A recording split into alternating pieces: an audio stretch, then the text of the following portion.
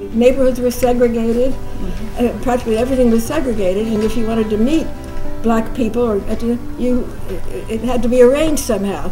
There was segregation, but people got along, and they really formed friendships.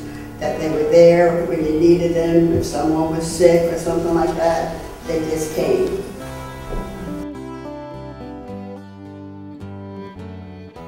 But I have to point out, as late as the 60s, early 60s, my nephew was refused admittance to the lower floor of a movie up here. Many African Americans could not perform on the same stage. They could not use the same entrances. They could not stay at hotels. Well, they didn't get money either, really. I mean, look at... You pretty much stayed in your area. Like I said, it was a safe area.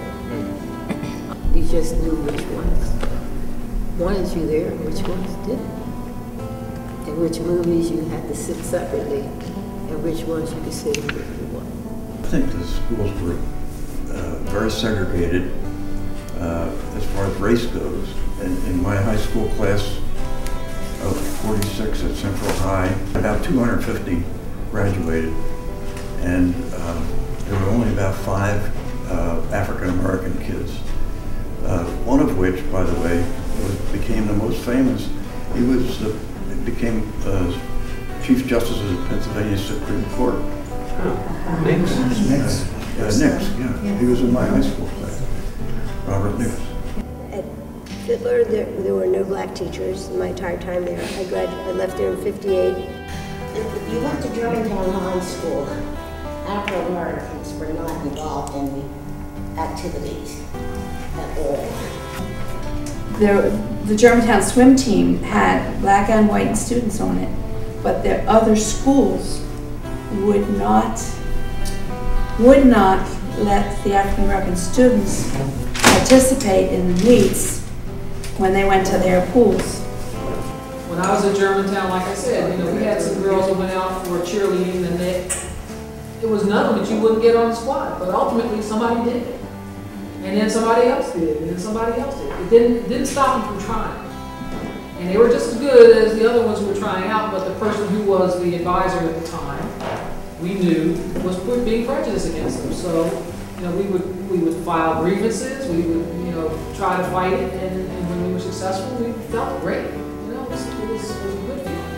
And if you don't go, then often you think you cannot go because of a different kind of indoctrination. I think our generation in particular we were coming up during the Civil Rights Movement. I mean, there was things happening all around us. It was a very tumultuous time. I mean, that was also the time when Kennedy was shot.